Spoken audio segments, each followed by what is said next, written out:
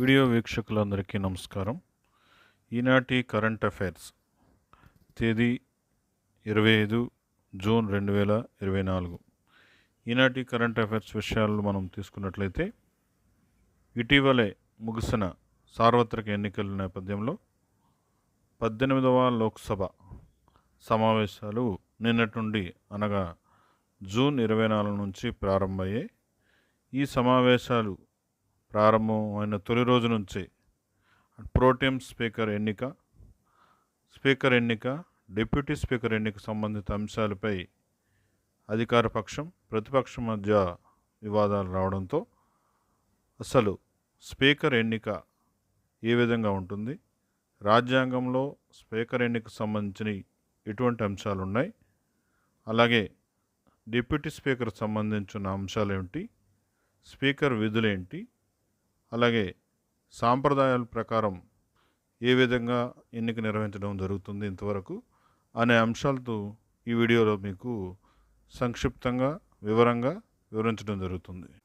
Speaker ఎన్నికకు సంబంధించి వివరాల్లోని గనక మనం వెళ్ళినట్లయితే, ఆర్టికల్ 94 ప్రకారం స్పీకర్ సంబంధించి ఒక పదం రాయబడింది, షల్ నాట్ బి వేకేట్. అంటే స్పీకర్ పదవి అనేది వేకేట్గా ఎప్పుడు ఉండదు, అంటే ఖాళీగా ఎప్పుడు ఉంచబడదు. ఇది ప్రధానమైనది. ఆర్టికల్ 94 ఈ విధంగా మనం తెలియజేస్తుంది. అయితే మనకి ఇక్కడ ఒక డౌట్ రావచ్చు, ఎప్పుడైనా ఎన్నికలు జరిగేటప్పుడు ప్రభుత్వం రద్దయినప్పుడు ఎన్నికలకి ఆ ప్రభుత్వం వెళ్ళేటప్పుడు మరి స్పీకర్ పోస్ట్ కూడా రద్దు అవుతుంది కదా అని మనకి సందేహాలు కలగవచ్చు. ఇటువంటి సందేహానికి సరైన సమాధానమే మనకి article 94 shall not be vacate. అంటే ఎవరైతే స్పీకర్ పదవిలో ఉన్నారో వారు రాజీనామా చేసే పరిస్థితి కానీ, ఆ పోస్టు వికెట్ చేసే పరిస్థితి కానీ ఉండదు. ఉదాహరణకు మనకు 17వ లోక్సభకు సంబంధించి ఎన్నికలు మనకు జరిగాయి. ప్రధాని మనకి ఆపద్ధర్మ ప్రధానిగా ఉన్నప్పటికీ స్పీకర్ పదవి అనేది అధికారంలోనే ఉంటుంది. 17వ లోక్సభ సమయం ముగిసి 18వ లోక్సభ ప్రారంభ సమయం వరకు, అంటే మనకి 17వ లోక్సభ ఎన్నికలు అయిపోయిన తర్వాత నిన్న అనగా జూన్ 24, 2024 వరకు కూడా 17వ లోక్సభ స్పీకర్ ఎవరైతే ఉన్నారో ఓం బిర్లా గారు పదవిలో కొనసాగినట్లే, ఆయన వెకేట్ చేయడానికి ముందు మనకి ప్రోటెం స్పీకర్ని రాష్ట్రపతి గారు నియమిస్తారు. రాష్ట్రపతి నియమించిన తర్వాత ప్రోటెం స్పీకర్ ద్వారా మిగతా సభ్యుల తాలూకా ప్రమాణ స్వీకారాలు ఉంటాయి, ఇంక్లూడింగ్ ప్రధానమంత్రితో సహా, అలా క్యాబినెట్ మినిస్టర్స్, ఎంపీలు, ఎన్నికైన అందరూ కూడా మళ్ళీ ప్రమాణ స్వీకారం స్పీకర్ ఆధ్వర్యంలో హౌస్లో చేయాల్సి ఉంటుంది.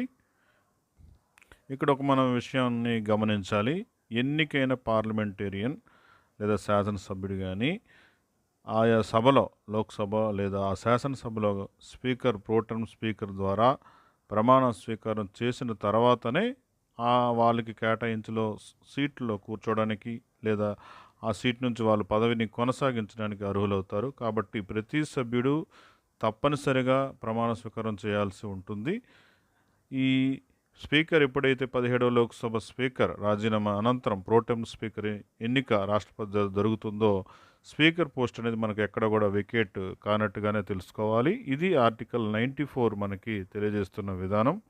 మరి ఇప్పుడు ప్రోటెం స్పీకర్నిగా ఎవరిని ఎన్నుకుంటారు అనే అంశం కనుక మనం తీసుకున్నట్లయితే, రాజ్యాంగంలోని ఈ ప్రోటెం స్పీకర్కి సంబంధించిన అంశం ఆర్టికల్ 95(1) అనేది మనకి నిర్దేశిస్తుంది. ప్రోటెం స్పీకర్ అనగా తాత్కాలిక అని అనుకోవచ్చు, లేదా కొత్త స్పీకర్ ఆయా హౌస్కి, లోక్సభకి కొత్త స్పీకర్ ఎన్నికయ్యే వరకు కాలం, దీన్ని మనం ప్రధాన కాలాంశంగా మనం తీసుకోవచ్చు. మరి ప్రోటెం స్పీకర్ ఎవరికి ఇస్తారు, ఎవరి చేత రాష్ట్రపతి ప్రమాణ స్వీకారం చేస్తారు అంటే, ఎవరైతే సభకు సీనియర్ మెంబర్ అయి ఉన్నారో వాళ్ళకి ప్రోటెం స్పీకర్గా ఇవ్వడం జరుగుతుంది. ఇది ఒక సాంప్రదాయం మాత్రమే. ప్రోటెం స్పీకర్ సీనియర్ మెంబర్కి ఇవ్వాలని కానీ ఇక్కడ మన రాజ్యాంగంలో కానీ లేదా పార్లమెంటు నిర్వహణకు సంబంధించిన రూల్ బుక్లో కానీ ప్రత్యేకంగా ఏమీ లేదు. కానీ ఇది ఒక సాంప్రదాయంగా సీనియర్ మెంబర్కి ఇవ్వడం అనేది జరుగుతుంది. ప్రస్తుతం బీజేపీ లీడింగ్లో ఉన్న ఎన్డీఏ గవర్నమెంట్ సీనియర్ పార్లమెంటేరియన్ అయిన భర్తృహరి మెహతాబ్ను ప్రోటెం స్పీకర్గా ఎంపిక చేసింది. దీన్ని కాంగ్రెస్ అభ్యంతరం చెప్పింది. ఎందుకంటే ఆయన కన్నా అంటే భర్తృహరి మెహతాబ్ కన్నా సీనియర్ అయిన సురేష్ ఉన్నారని ఆయనకి చేత ప్రోటెం స్పీకర్ తాలూకు సాంప్రదాయాన్ని వీళ్ళు బేఖాతరు చేశారనేది కాంగ్రెస్ తాలూకు వివాదం. అయితే ఈ ప్రోటెం స్పీకర్ సీనియర్ లీడర్ పార్లమెంటరీకి ఇవ్వాలన్న అంశం అయితే ఇక్కడ పార్లమెంటేరియన్ రూల్ బుక్లో కానీ కాన్స్టిట్యూషన్లో కానీ ప్రత్యేకంగా లేదు. ఇది ఒక సాంప్రదాయంగా మాత్రం కొనసాగుతూ వస్తుంది. అయితే వివాదం అనేది కూడా ఈ అంశం మీద జరిగింది. సాంప్రదాయాన్ని పాటించకపోవడమే ఇక్కడ వివాదం. ఇంకా స్పీకర్ ఎన్నిక, డిప్యూటీ స్పీకర్ ఎన్నిక సంబంధించి తీసుకున్నట్లయితే ఆర్టికల్ 93 ప్రకారం లోక్సభ 2 సభ్యులని స్పీకర్, డిప్యూటీ స్పీకర్ పదవి కోసం సూచించాల్సి ఉంటుంది. అయితే ఇంతవరకు లోక్సభకి సంబంధించి స్పీకర్, డిప్యూటీ స్పీకర్కి ఎన్నికలు ఎప్పుడూ జరగలేదు. ఏకగ్రీవంగానే ఏ పార్టీలు అధికారం వచ్చినప్పటికీ ఏకగ్రీవంగానే ఈ ఎన్నిక నిర్వహించడం జరుగుతుంది. అధికార పార్టీ లోక్సభ స్పీకర్గాను, డిప్యూటీ స్పీకర్గా ప్రతిపక్ష పార్టీకి ఇవ్వడం అనేది 91 నుంచి ఈ సాంప్రదాయం కొనసాగుతూ వస్తుంది. అయితే డిప్యూటీ స్పీకర్ పదవి గడిచిన 17వ లోక్సభలో ఎవరికి అంటే ప్రతిపక్షానికి ఇవ్వడం జరగలేదు, ఎవరికి ఇవ్వడం జరగలేదు. ఇది సాంప్రదాయాన్ని ఇక్కడ ఒకసారి బ్రేక్ చేయడం జరిగింది. 91 నుంచి కొనసాగుతున్న సాంప్రదాయం 16వ లోక్సభతో ముగిసి 17వ లోక్సభలో అది బ్రేక్ చేయడం జరిగింది ఎన్డీఏ గవర్నమెంటు. 17వ లోక్సభ కాలంలో ఎటువంటి డిప్యూటీ స్పీకర్ పదవిని నియామకం అయితే జరగలేదు. ఇక ఇప్పుడు 18వ లోక్సభ సంబంధించి స్పీకర్, డిప్యూటీ స్పీకర్ ఎన్నిక కూడా వివాదాస్పదంగానే ఇప్పుడు ముందుకు సాగుతుంది. స్పీకర్ విధులు కనుక మనం తీసుకున్నట్లయితే స్పీకర్ విధుల్లో ప్రధానమైనది ఆర్థిక బిల్లు నిర్ధారణ సర్టిఫై చేయాల్సి ఉంటుంది. ఇది చాలా ప్రధానమైన విధి. అలాగే సభ నిర్వహణ సాఫీగా నిర్వహించడం కూడా విధుల్లో భాగం. అలాగే ఏదైతే బిల్స్ ఉన్నాయో వాటిని స్టాండింగ్ కమిటీకి పంపించడం, ఆయా బిల్స్ మీద పూర్తి స్టడీ చేయడం కోసం స్టాండింగ్ కమిటీకి సిఫార్సు చేసే అధికారం స్పీకర్కి ఉంటుంది. అలాగే సభ్యుల్ని 5 రోజుల వరకు సస్పెండ్ చేసే అధికారం కూడా స్పీకర్కి ఉంటుంది. రాజ్యసభతో పోల్చుకుంటే లోక్సభ స్పీకర్ విధులు చాలా కీలకంగా ప్రత్యేకంగా ఉంటాయి.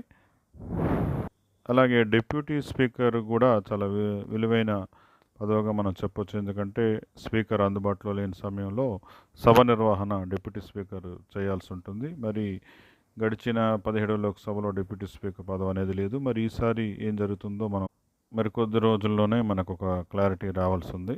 అయితే ఈ స్పీకర్కి సంబంధించి బ్రిటన్ రూల్స్ మనం తీసుకున్నట్లయితే బ్రిటన్లో ఎవరైతే స్పీకర్గా ఎన్నిక కాబడతారో వారు ఆయా రాజకీయ పార్టీకి రాజీనామా చేయాల్సి ఉంటుంది. వాళ్ళు ఇటువంటి రాజకీయ కార్యకలాపాల్లో పాల్గొనకుండా విధుల్ని నిర్వర్తించే పరిస్థితి బ్రిటన్లో ఉంది. అయితే మన దేశంలో అటువంటి పరిస్థితులు అయితే మనకు కనిపించలేదు. కానీ సోమనాథ్ చటర్జీ గారు స్పీకర్గా ఉన్నప్పుడు ఆయన పార్టీ ఇచ్చిన లైన్ అంటే ఆదేశాలను ఆయన బేఖాతరు చేశారు. ఎందుకంటే స్పీకర్గా ఆయన న్యూట్రల్గా ఆయన నిర్వర్తిస్తూ వచ్చారు. మరి బ్రిటన్లో చూసిన పరిస్థితి సోమనాథ్ చటర్జీ గారు పదవీ కాలంలో మరి పార్టీ లైన్ని ఆయన దాటి నిష్పక్షపాతంగా ఆయన పనిచేసిన పరిస్థితి మనం గతంలో చూసాం. ఇది ఈనాటి కరెంట్ అఫైర్స్కి సంబంధించి సంక్షిప్తమైన విశ్లేషణ. మరింత వివరాలతో వచ్చే వీడియోలో మీతో కలుస్తాను. ఏదేమైనప్పటికీ ప్రజాస్వామ్య విలువల్ని కాపాడుతూ మన దేశం ప్రజాస్వామ్యంలో ఉన్నతంగా సాగాలని కోరుకుందాం. Thank you one and all. Me Shyam.